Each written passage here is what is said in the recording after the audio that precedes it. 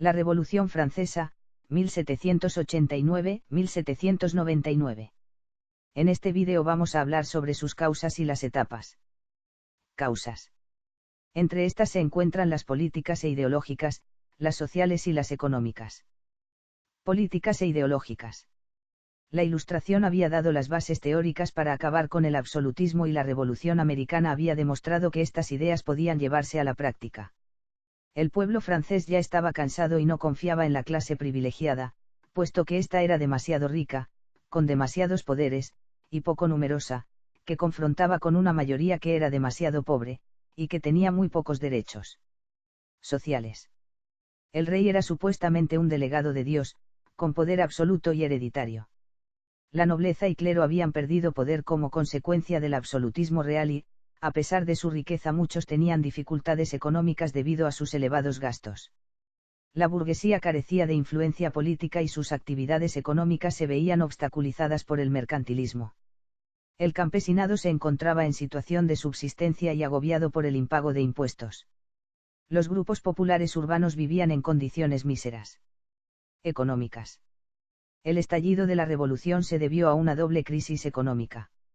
Una crisis de subsistencia en la que Francia había sufrido numerosas sequías y heladas, lo que había arruinado varias cosechas. Otra crisis, esta vez financiera, motivada por el endeudamiento del Estado ante los elevados gastos militares y cortesanos. La única solución ante esta crisis era una reforma fiscal en la cual los estamentos privilegiados pagasen impuestos.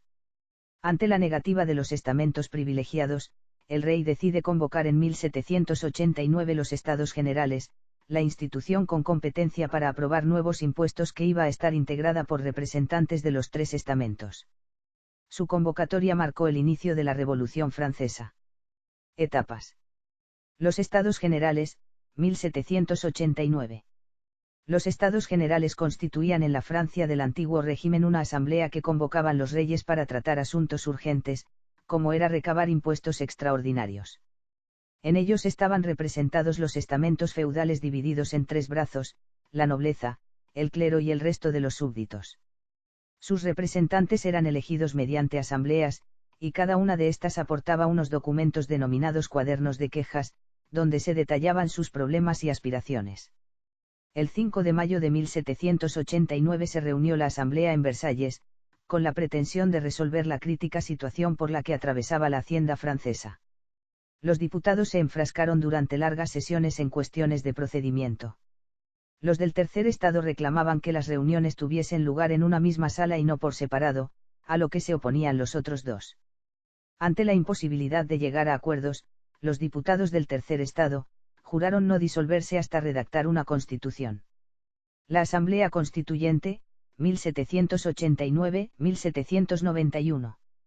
La Asamblea Nacional era presionada para que se disolviera, debido a que no estaba de acuerdo con el despotismo de la monarquía absolutista y se quería abolir los impuestos y privilegios de las clases privilegiadas.